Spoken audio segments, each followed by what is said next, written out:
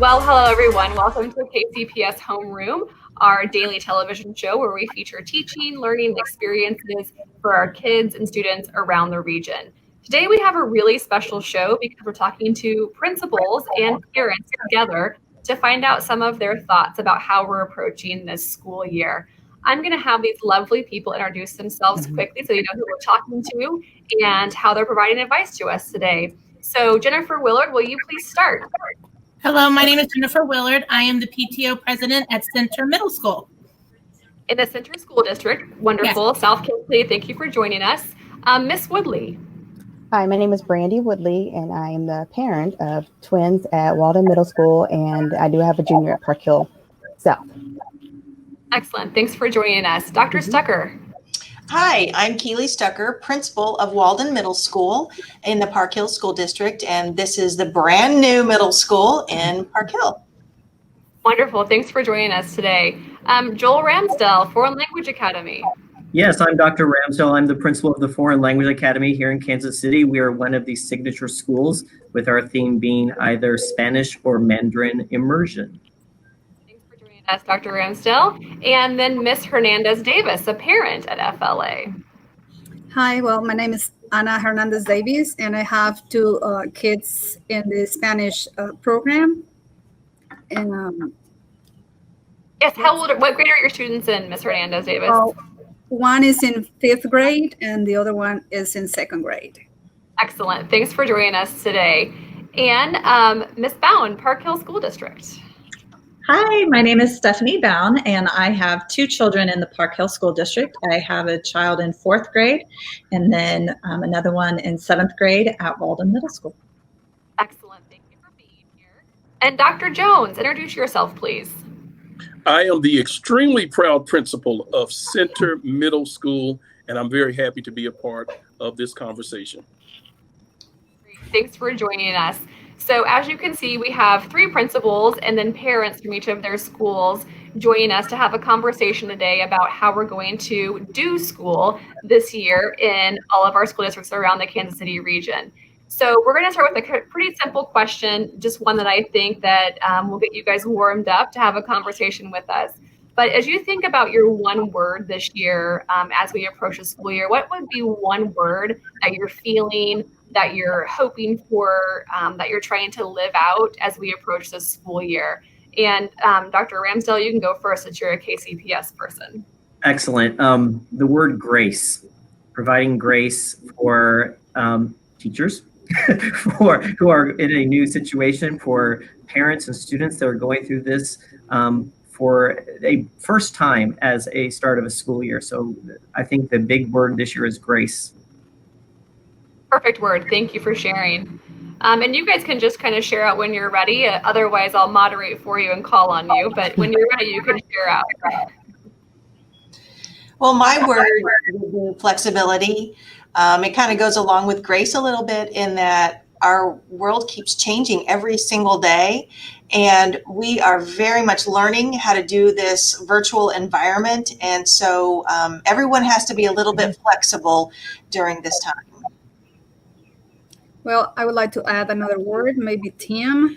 This time, teamwork. Maybe this time is not only about sending our kids to school and continue with our lives, as in my case as a parent. I think now it's more like being more into my 2 kids now, what they're doing maybe every hour. It's going to be a challenge for us that we are not used to, and kind of probably value more the work of the teachers that I already did before, but it's just different perspective. I think my word would be patience. It's going to take all of us working together. It's going to take patience on the kids, on the staff, and on the parents to make this work for everyone. I think for me. Oh, sorry. Go ahead. Okay. I think for me, kind of breaking the rules, I have 2 words, just finding peace. And it's kind of derivative of what everybody said about grace and flexibility. In every situation, we've gotten emails, we've gotten calls about changes and things that as a district finds out information, they're trying to get it out to us. And each time it's kind of frustrating, but I keep talking to my girls about finding peace and not being upset, because this is how things are right now. We just have to kind of roll with it and be peaceful and be optimistic. Anxious is what comes to mind, which I think can sometimes, have two meanings, because I'm anxious for the kids to get back into school and to see their friends and maybe a little bit of normalcy, but also anxious for the unknown and all of the changes that are probably ahead, but just anxious to get started. I wish I could just simply say ditto, but I can't. So the word that I've been using quite a bit is resilience. There's extreme resilience among our students, the staff, our parents, and our community. And that's what's allowed us to have success within the last 2 weeks as we began our school year. So resilience is something that I see happening throughout, along with the other words that were expressed. All very applicable words. And as I hear you say those words, I keep thinking about how we are such models right now for our kids, right? As parents, as principals, administrators, we are such models, and they are watching us and looking to us to see how we're reacting. And so if we can offer the words that you're saying and sharing to our kids, and they can see that and it resonates and it's a model for them, I think we're going to be in good shape. So as adults, thank you for being those mentors who have those words that you're sharing right now with your kids. So we have our one word. We talked a little bit about how you're feeling. We asked our kids the same question when we talked to our students for our student town hall episode. But what are you worried about for this year? Do you have worries? And can you talk about some of the worries that you may have? Well, I don't have any worries per se, but just concerns about making sure my daughters are successful at everything. We have chosen the virtual model for my girls for the first semester. And thankfully at Walden, everything went really good for the spring when we went to virtual. And they were able to check in and have teachers check in with them and get help. It's just different. Because I think there's going to be more rigor now that they've been through a time period of the virtual. And I just hope that they're able to keep up with everything and that they'll just be able to be successful and they're able to come out of the semester still along with their peers that are doing face-to-face, and they grasp all the information and able to get the good grades that they're going to strive for. Thank you for sharing. Anyone else have worries that you'd like to share? We chose in person for our kids. And so I think my worry is just mainly the consistency, that it's not kind of bouncing around from in person to going hybrid or going online. I think that's my biggest concern, hoping that we can start and stay in, but obviously know that we have to be flexible and that may not happen. I would say that the big worry that I have is doing it right. We want to do it right for everyone because it's uncharted territory. We know that we have angst on every side, our students, our teachers, our staff members, our parents, our community. And you only really get it once. You get a chance to do it the first time, one time. And we want to make sure that the experience is one where students will continue to learn, continue to thrive, continue to receive what it is they need in order to move on to the next level. But there's always that concern that we may be missing something. Every day is a new experience. We find out something else that we did not think about because we've never been in this situation before. But it's always fearful as a building leader that you may be missing something. There may be something that needed to be tightened, that you didn't quite get tightened before the start of school. And what we asked, as Dr. Ramsdell said, is that we ask for grace because we know we're going to continue to make mistakes. We just don't want to lose our scholars or the parents while we are trying to make it better and trying to improve our practice. To piggyback on Dr. Jones, I would say that my biggest concern is equity in regards to not all of our families have the same access to allow their child to be on screen during a scheduled time, and be able to give those students that are maybe doing their work after hours the same equitable access to teacher-student discussions that happen in the classroom, to the one-to-one intervention and help that they might need, making sure that we are really approaching this in a meaningful and an intentful way to make sure that no student is lost. Well, I will also add, I think that is, in my opinion, a little bit more a challenge for the bilingual learners, since based on elementary, I am assuming it's more repetition. So it's not only one language, but two. And in my personal experience is going to be also how I'm going to see my second grader also deal with the speech therapy online. I don't know how this is going to be, but I guess we're all learning. Well, and I'll share that I do worry about all the things that the kids are bringing to school and their emotional health.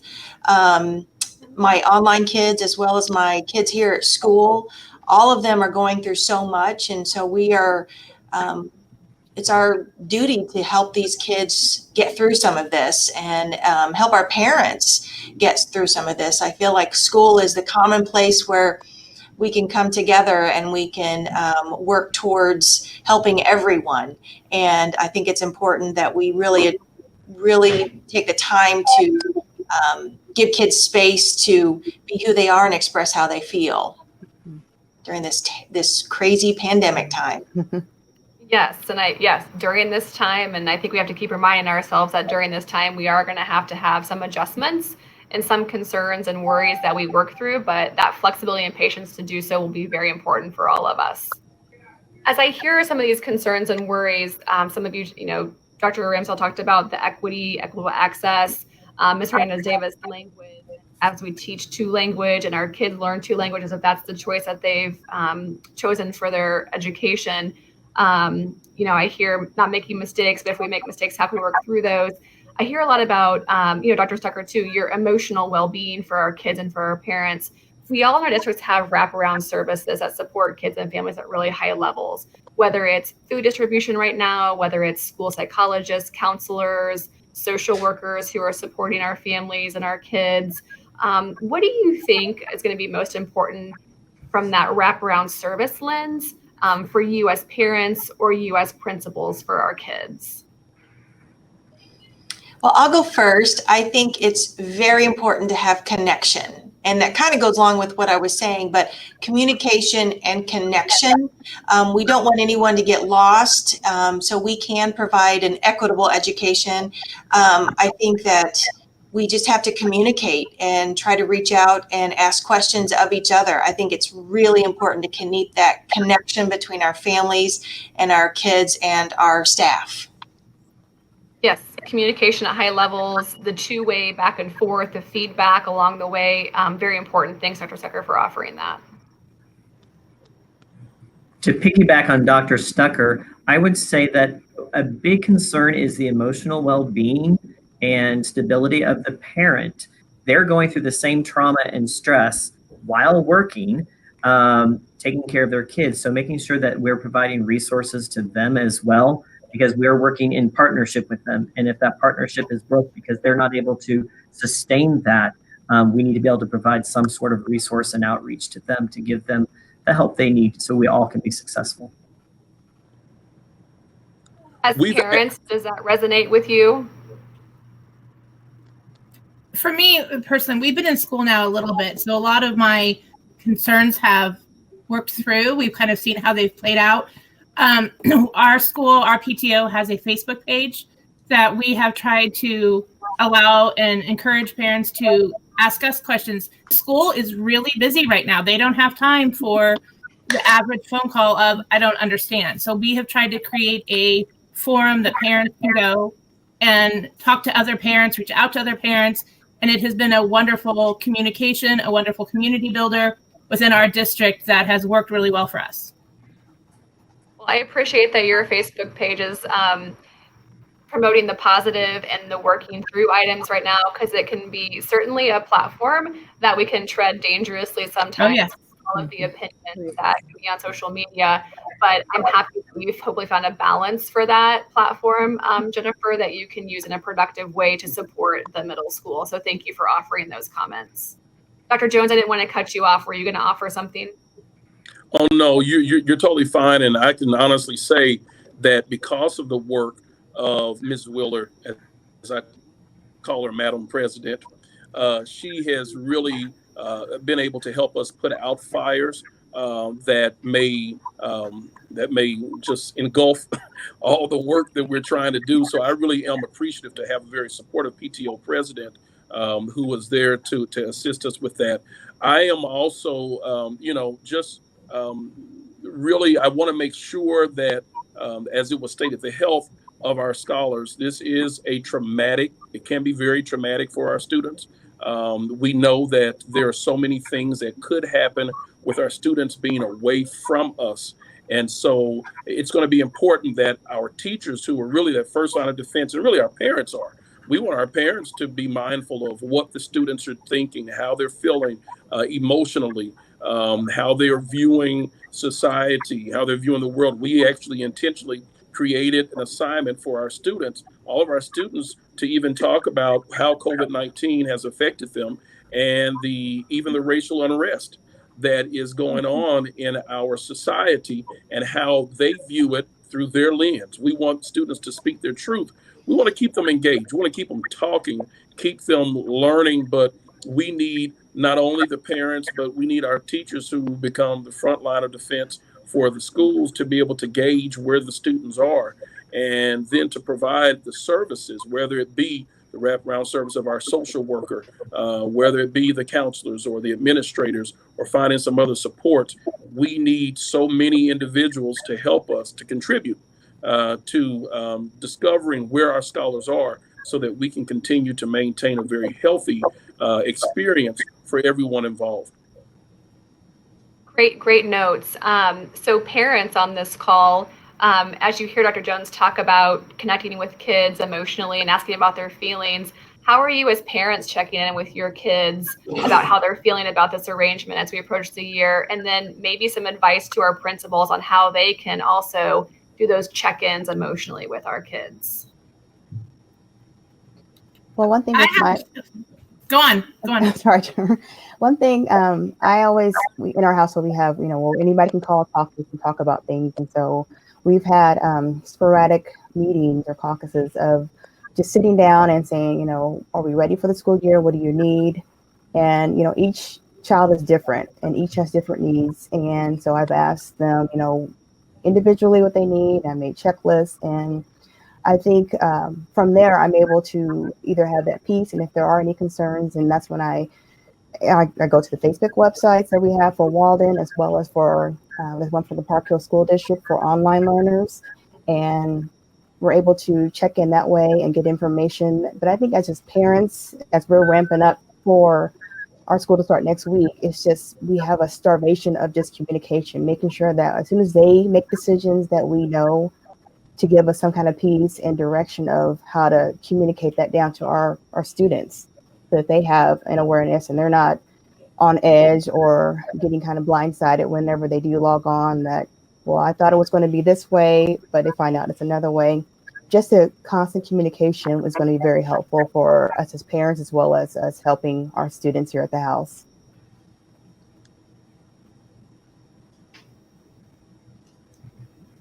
Jennifer, did you want to add to that?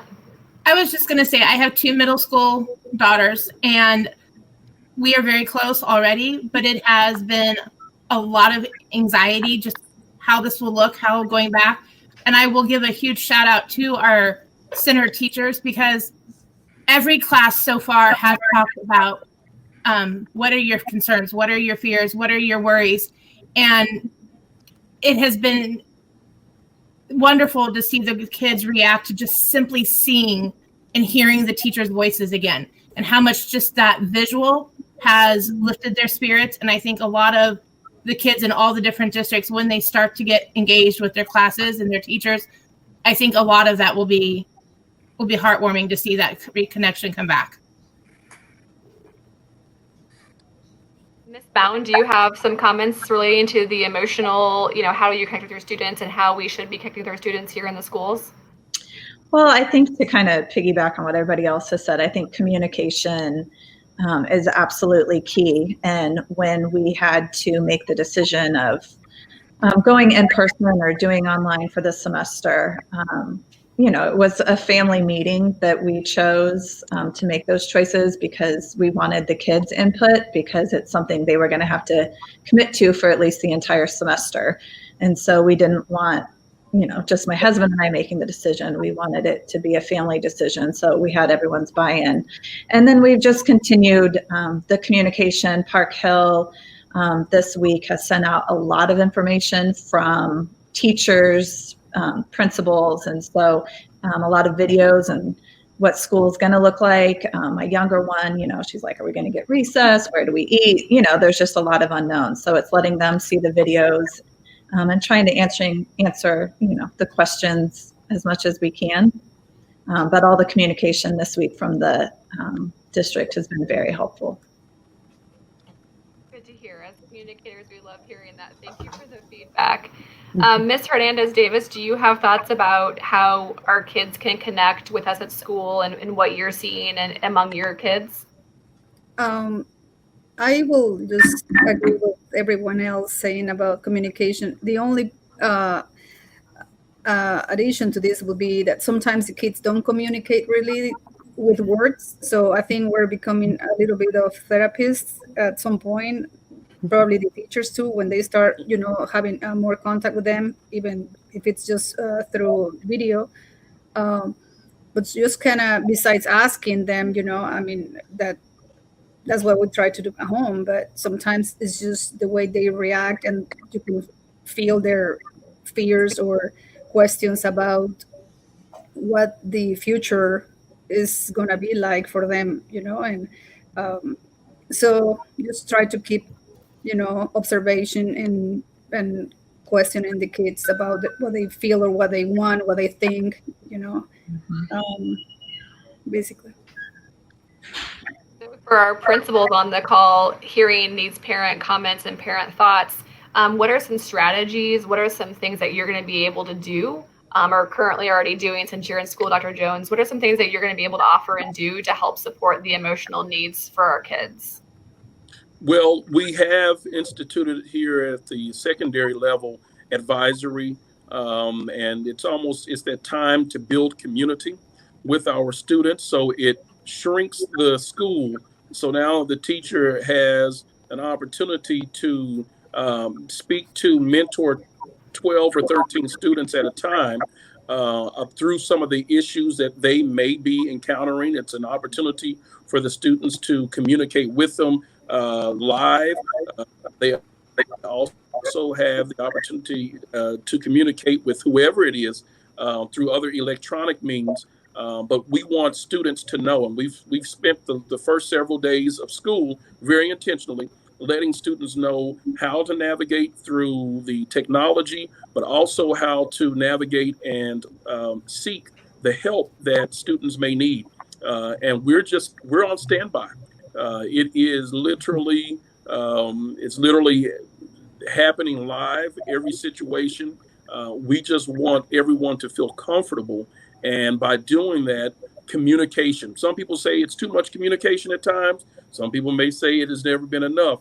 We believe in overly communicating. So that way, individuals who are picking it up at some point in time, they're going to figure out, okay, this is what we offer. This is what we can provide. This is what I can access. And this is how I can access it. So it's a constant message, a consistent message that we'll continue to shout throughout our existence in this particular phase of our instruction.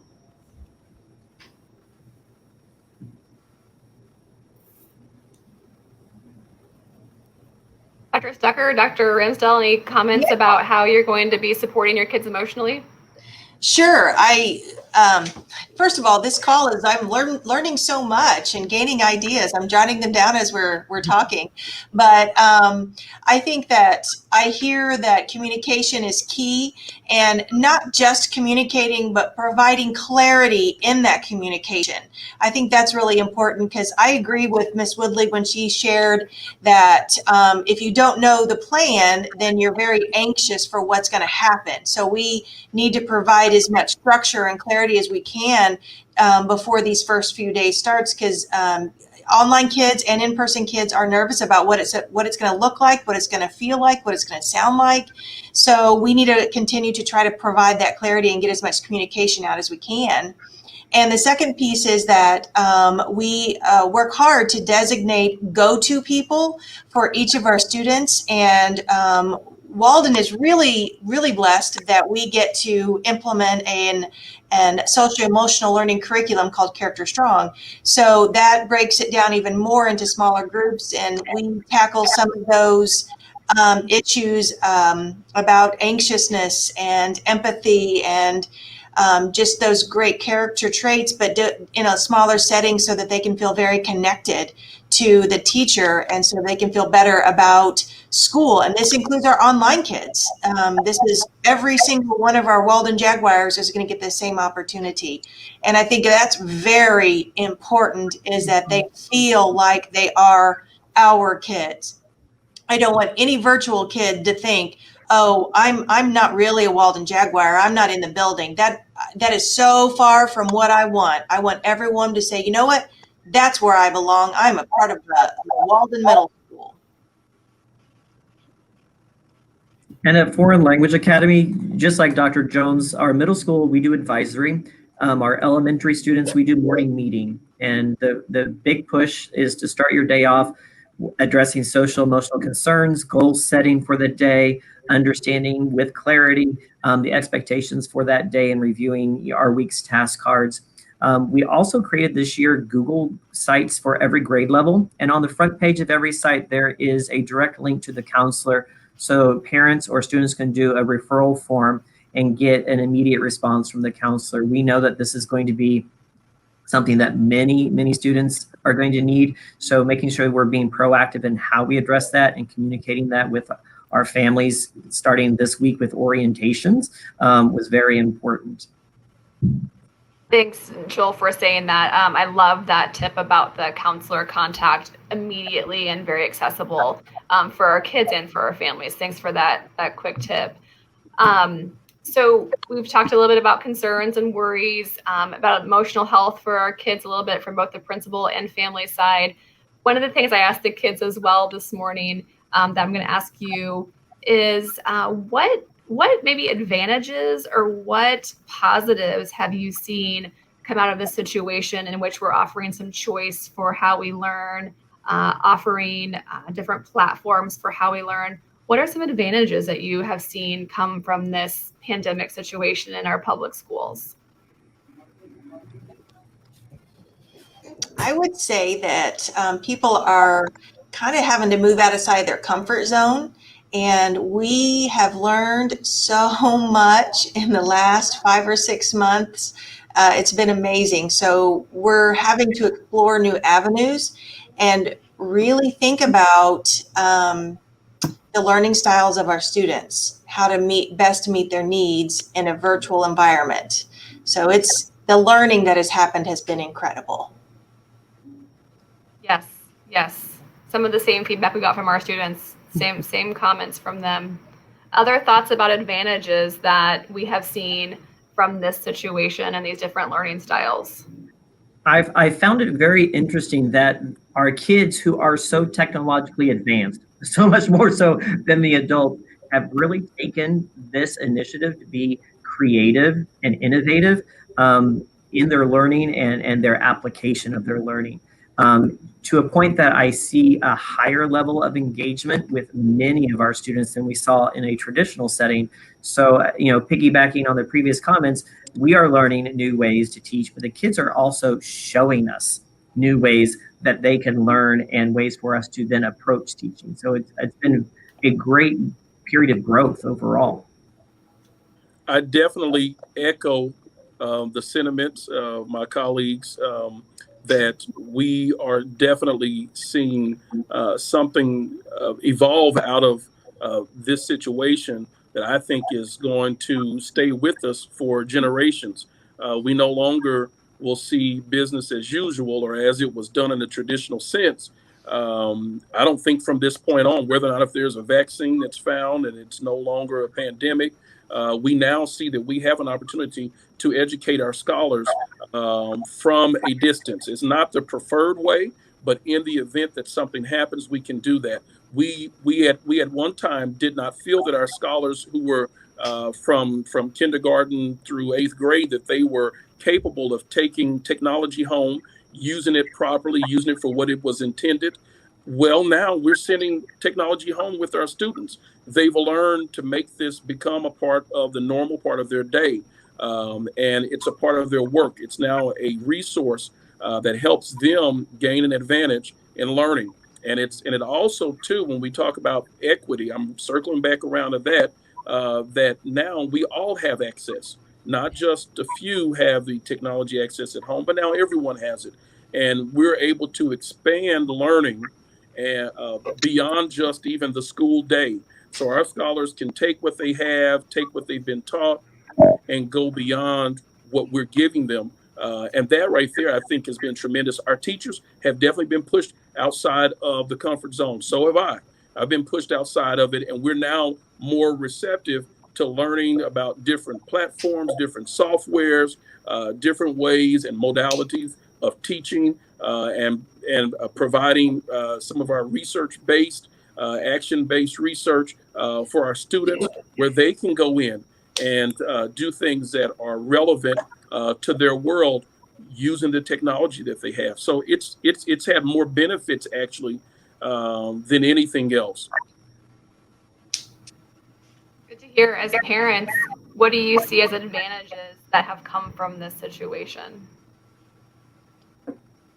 Well, in my personal experience is getting to know my kids more about how concentrated they are, more than I expected when it comes. I'm responsible about homework, about for whatever reason they felt that even though the teacher wasn't physically in front of them, they had to finish, the homeworks, like by the end, at the end of the last school year. That's what they were showing me, that they were really challenged, but at the same time, they really wanted to show that they could do it, so it was a very nice experience for me as a parent. And the other advantage I see is just as a community with my the PTO and in my from FLA, how we try to help other parents, and how I found out about other families trying to help other moms that were working and babysit, and things that you never expected or thought that could happen with parents that you didn't know that well, but they offer help, and that was super nice. Yes, I think we've seen a lot of parents coming together to offer support, offer help, just check in with each other as moms, as parents. We should have gotten some dads on this call. Why didn't we get some dads on this call? But as moms, as parents taking care of our kids, we like to find those peers who have similar experiences or even different experiences, so that we can, feel it together and resonate together with what we're going through in our experience. So I appreciate you sharing that, Ms. Hernandez-Davis. And I love that at the Foreign Language Academy here in KCPS, we do have parents supporting each other in that way and checking on each other. It's really a testament to Dr. Ramsdell's leadership, as well as the community that you build there and the culture that you build there. Thank you for sharing. Other parents have thoughts about advantages that you're seeing, or you're just ready for the kids to go back to school in a traditional sense? And I am ready for my girls to go back, even though it will be virtual and I will be teleworking, so we'll all be under the same roof together. However, during the last virtual that we had at the end of the school year last year, my girls did enjoy being able to work at their own pace and tackle and beat some of the issues and challenges on their time, as well as getting, you know, the homework in on time. However, they were more creative. My twins being both at Walden in the same team and everything else, so there was a little bit of competition there. So it kind of pushed them to work harder. However, to see them create or complete the homework and the outcomes being different for both of them, but both being great, was good for me to see their learning styles. And so that was an advantage to me to be able to see all three of my daughters' learning styles. And a plus for me was that I was able to see all the hard work, because parenting is hard, but to see a little bit of fruit from my labor of having them to work on keeping a routine, being prepared, and following through, communicating through email with their teachers when they had issues or didn't understand. I began to see independence, that they were able to reach out on their own and take care of things. And they would come back to me and say, Mom, I heard right back from Mrs. Todd or whoever, and said that, to keep on doing this or make this little change, and she was doing good. And so they enjoyed being able to communicate with their teachers via email when they couldn't do face-to-face and get that feedback. So there are some advantages. I personally have absolutely loved being virtual. Like I said, we're a little bit into this. It's fun for me. I'm home with them. Immediately when they hang up from a class in that 10-minute overlap, immediately I get input. Immediately I'm hearing what they're doing, what they need to do, and I'm seeing so much more out of them than waiting to the end of the day at 3:30 when I see them to hear about their day. And it's also, I've noticed now that it's middle school. All of the other busyness that would happen in class, in building, we don't have that now. We are check in, have a little conversation, and we spend 90 minutes working and getting through our day and the teacher's lessons. And that, I loved seeing that. It's taken out a lot of that nonsense of their classes. Well, every kid has different learning styles. And, the spring was a little bit challenging in this household. My younger one thrives on having her teacher face-to-face, having her friends around. My older child, I did learn a lot about his learning style. I probably would have placed him in the same box with her, but he was a lot more independent. He's a little bit more timid, so reaching out to his teachers, I saw that growth over time, having to push him a little bit. But also, I think a good thing out of it, I gained even more respect, I think, for teachers than I did have. I'm very involved in PTA at the schools and always want to support the teachers, but even more so now, they're dealing with online, they're dealing with in person. They have such a balancing act going on. We're going to see these kids come back, whether online or in person, and kids have been through a lot. So I think they're going to wear many hats more than usual this year. So just really trying to get out there and support them as well as the students is just as important this year as everybody starts to go back. Well, one, thank you. As an educator and as a parent, thank you for offering that. Thank you for saying that you see the teachers working so hard and you have a better, maybe not better, but bigger appreciation for what they do on a daily basis. Personally, my son got his email from his teacher yesterday, and we were watching the video of her introducing herself, and I got a little teary in the background because I thought these teachers are so amazing right now, right? They are doing so much. They are moderating, they're adjusting, they're modifying. And I just got teary because, yes, last year it was kind of hard for all of us, right? In the spring, and now we're gearing up for this fall. And I think it was just endearing to see her on video trying so hard and being so professional and fun and upbeat at the same time. I was so proud of her, and I'm so proud of all of our teachers because they are putting their best effort into making this a really great year for our kids. And I'm just so proud of that. So side note, but I'm just so proud of all of our teachers. So Dr. Stucker, Dr. Ramsdell, Dr. Jones, what are you seeing from our teachers right now? What is our teachers' mindset as we've started or are getting ready to start this school year? I can go first. Our teachers have been working diligently, endlessly in preparation to make sure that the start of the school year and however long we are doing distance learning is successful. That is their singular goal, to make sure that as we get back with our students, they are prepared, well prepared. They have a plan A, B, C, X, Y, Z.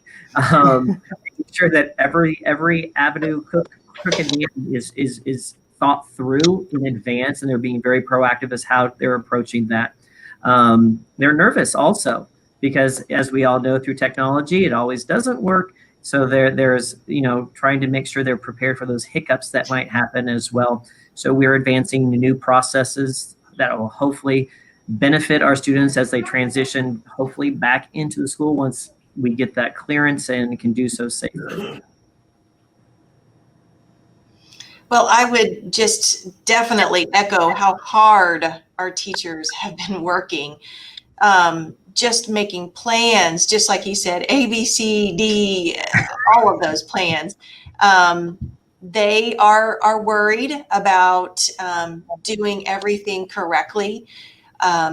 They're just naturally love kids, and so they want to do everything that's right, but they've been working super hard. They've been balancing a lot of things with new technology, just new way of thinking. I keep telling the teachers that it's kind of like it's all of us. It's our first year teaching again. That anxiousness that comes with that. But also I've noticed, especially in the last couple of days, there's been this rising excitement that school is coming on Tuesday, that we're going to start meeting with kids, seeing kids, whether it's virtual or in person. I have noticed a little bit more spark in their step in the last couple of days. So in regards to what has already been stated, with the excitement and all the emotions that the teachers are going to experience as they lead into those first days, I've had the pleasure of now being in the situation where we've had students for 8 days.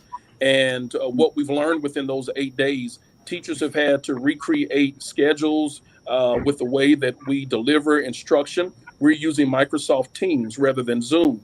And so with that, we create classes for each period, because we're also working within almost a hybrid schedule within our Virtual Plus model, where we have groups of students that come in and work, small groups of students that work with the teachers on any given day, live, and it led through live instruction. We've had to change up. Our schedule's changed up. Now next week's going to be a 4-day week, where we already had things set for a 5-day week. Last week was a 3-day week. The teachers have been, and that's why I use the word resilience. They've been very resilient through this process, and so have our parents and our students. And so there's increased work. Some of us have said that since we've gone through this modality of learning, that the work has gotten even more difficult, and it has become more. But I'm seeing teachers who are collaborating. The spirit of collaboration has been huge with our groups, not only with our professional learning communities, but just collaborating across the board, because some people are stronger than others with technology. Some people may be stronger than others with some of the issues that we encounter, but I'm seeing teachers become more and more collaborative, and they are okay with having someone to infringe on their time, because it's all about supporting scholars.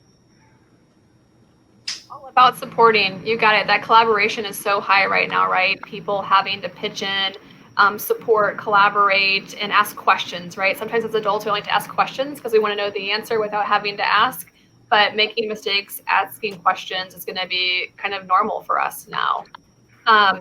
So parents, I'm interested to know, and maybe you can offer some advice to other parents who are watching the show today. What have you done at home to prepare your space, environment to have a classroom at home for your kids, essentially? What are some good tips or advice for how you prepared your home for virtual learning? I included my girls. I let them pick a spot in our house. They set up their desks. They've made it their personal space. I've provided various, like they have an office chair, they have a yoga ball because we don't all want to sit in a chair all day. They have corners that they can go to study and take their computers. I've also made sure that we have lots of sticky notes of if this happens, here's what you're going to do. And so that in that moment when their anxiety can get them because it's new, they can learn and look up and see, okay, my Wi-Fi went out. I need to email my teacher right away and all that. We've also think of reasons that they want to get up and solve all of those reasons. So have their water bottle, have a snack, have some kind of fidget toys so that the hands can stay busy. Just they have a fan next to them, all so that they can be comfortable and stay in their seat and focus and pay attention to what's going on. And so far it's worked okay. Well, here at my house, I in the spring, I thought, well, if I get one long table, have all three of them there with their laptops, and I can keep an eye on them from my office as well as they can kind of collaborate. It worked up until like the last few weeks, and then I was like, they probably need their own space. And so this time we're going into, they all have the desk in their rooms, and so I asked them what else they needed for their comfort and for them to stay focused. And so like Jennifer said, my girls, they have their office chairs, but then also two of them have the large bean bags so they can sit down with their laptops or just get away to study or read, as well as I got the holders for the laptop so they can elevate it. After I've been teleworking, I know that's very important for ergonomic and for your back and everything else, for them to have that comfort level for seeing the screen face on, as well as soon as that first day hits and I kind of have a schedule from the teachers, and then I'm going to create our home schedule so that they're getting up. In the spring, we got up as a family at 6 o'clock in the morning, and we did like PT or working out. Sorry, we're Army family. And we'd all work out together and come back in, shower, breakfast, and then everybody was in their place to get moving and focus on the work at hand. And that seemed to work. They had a comfort level, and then they had an energy that they were able to get out, as well as, keep our health good and our bodies going so that they're able to focus on getting their work done. Yeah, here it's definitely creating a schedule and trying to, stick with that every day, because my son being on a hybrid, some days obviously he'll be home and some days going to school. So it's just keeping a consistent schedule so that he knows what to expect every day. Schedules just came out for school on Friday, so that's been helpful. And then also, I think everybody's talked about the different ways of offering different seating, because the kids are used to getting up at least every 90 minutes and switching classes and having a little bit more time to walk about. So instead of sitting at a table, for 4 hours, I don't think you can expect that. So being able to offer standing up, sitting down, different comfort levels. But I keep the kids all on the level that I'm going to be at, just so that I'm here to help or see what's going on a little bit more than creating a space outside of the main level or out of my sight. Same with the, like in this case for my kids during the end of the school year, they were literally working on the dining table, but the schedule was a little bit shorter, right? I mean, on the computers, but this time we're preparing 2 desks, and they chose the colors. We did some TLC on them, and I think they are, creating their own environment. Even when my little one is in 2nd grade, she got to choose whatever she wanted in that matter. And we also find very helpful to go for walks, just like around the block. And that really, even just to talk about the class, to talk about just the trees, and kind of if they wanted to talk about how they felt with school or classes, fine. If they wanted to talk, just kind of forget and talk about other stuff around the streets, that was relaxing too. So I hear you all saying things about flexibility for your students, spaces for your students, areas that are dedicated to them learning.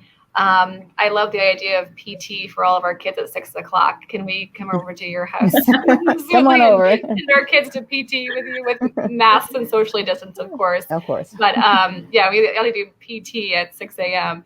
But I hear lots of your voices saying spaces dedicated, supporting them. And then time to take breaks too, water bottles, snacks, walks, time to get up from their spaces. So as we think about, we have PE and we have music and we have art and we have language courses, we have STEM courses that are those specials elective courses for our kids. How are we interjecting that time to breathe and that time to have a little bit of a break during our day that's not just academically oriented for 6, 7, 8 hours a day. So thank you for providing those thoughts. As our principals come back on and we're hearing some of your comments, I have one last question for you before we close out our show. And the last question is, what are your hopes and dreams and wishes in this situation to make it ideal for your kids, for your students? What are you hopeful for this year? Dr. Ramsdell, first. Thank you. I was just waiting patiently. I was like, who's going to go first? My goal, and I told this to my 8th graders last night, and it really goes for every single student. Our goal is to have a successful year in which we are all growing and meeting our academic goals for the year. And especially with my 8th graders last night, I told them, as you are preparing to go to a high school, my goal is to make sure you're prepared to go to the high school you deserve to go to and want to go to. So if you want to go, for example, to Lincoln College Prep, you have to be the 60th percentile or higher in reading and math. Our goal is to always get you there or above. So to do that now in a virtual setting makes it a little more challenging, but our goal is to make that a reality for every single student, no matter what grade level they're in. So continuing the academic achievement, the academic progress, no matter what setting we're in, is a very much goal of yours. Thank you for sharing that. Thanks. Mm-hmm. Dr. Stucker, what is your hope, your goal, your wish for this year? So there's lots, but one I really hope is that kids still feel connected and loved, that kids still feel like they belong, because in the middle school, time is when kids struggle to find out who their friends are, and sometimes they don't feel like they don't belong. So whether they're virtual or online, I want them to still feel connected. And then we can, once they feel connected and they feel like they belong and they feel okay, then they'll be able to learn. We want to create some high trust and some low stress for our kids. That's my hope. So in addition to what was already stated by my colleagues, I am definitely encouraged about what it is that we're going to provide for our scholars. We want them to come out as better thinkers, better doers, critical thinkers. And I believe that this opportunity is going to provide that for them, and not only for the scholars, but for those of us that are serving as educators. We are now seeing education delivered through a different lens, one that many of us probably never thought would ever happen during our time, but we're faced with it. We're also proving that we can make the adjustments, as teachers and educators have always done. I'm curious to see what schools of education will look like with budding teachers now that virtual learning is a part of the way we do things. So I definitely expect our students to reach the goals that have been set. We're going to recapture the learning that may have been lost, because we can all be honest that the spring we were trying to survive. So I believe that we're going to be able to push them and get them to gain access to the information that's critical for them to be successful scholars. I guess my biggest hope is I have faith in Center School District, in the middle school, and in my daughters. We will be fine educationally this year. I hope that when they look back, yes, how are you going to forget this? We are in a global pandemic, but I hope that they can look back and have fond memories of fun and engaging in their teachers, and have that memory of 6th and 8th grade was something special. Yes, it might be virtual, and it could be virtual for a while, but that it was fun and that they really felt that they created school memories that they will have for the rest of their lives. Well, to each of you on this call, parents, principals, your jobs are immense. Your jobs are important. Your jobs are valued. And just want to offer you one more chance to say any parting words before we finish. Any parting words from any of you? Kelly, I just want to say, number one, I salute Kansas City Public Schools. It has a special place in my heart. That's where I got my start as an administrator at Northeast High School, and then 2 years at Martin Luther King Jr. Elementary School. And I'm so proud to see this platform being provided. I always said that it's a gem, and Kansas City Public Schools is doing some great things. And I applaud you and Dr. Bedell and his team of innovators to be able to have this platform for our community. So thank you. You're welcome. You're welcome. We're so glad to have you. And we see it very much as our responsibility as this platform reaches beyond only beyond our borders, but into the whole region. We see it as our responsibility to help inform and provide experiences for all of our kids across the region and not just KCPS kids. So thank you for saying that, Dr. Jones. We're very excited about this platform. Any other parting thoughts from the team here? Realize there's going to be hiccups. It's going to happen, and we're going to solve them. Monday, we had a rainstorm, a thunderstorm, and we were not prepared for a thunderstorm, but we got through it. We learned we're now ready for the next thunderstorm and understand that hiccups are going to happen. And like originally said, have grace to get through it. All right. Well, you're so appreciated, parents, principals. I think principals have one of the best and hardest jobs in school districts. You deal with parents and kids and district leadership and community members, and your roles are so valued and so important. Just thank you for taking the time out of your day to visit with us and provide input and provide some advice for our families and for our kids. And then parents, you're going to be great this year. Good luck to you. We're proud of you as parents for being partners in this together with us. We do see you as partners. We do see you as valued teachers in your roles. And so thank you for being those people who are going to help us take care of kids, not only your kids, but kids in our districts all across the society.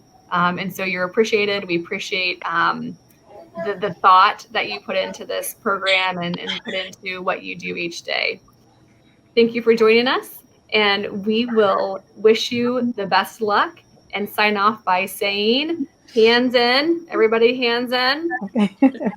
Hands in. And on the count of three, we're going to say, what are we going to say? We got this. We got this. On the count of three. 1, 2, 3. We got this. Thank you.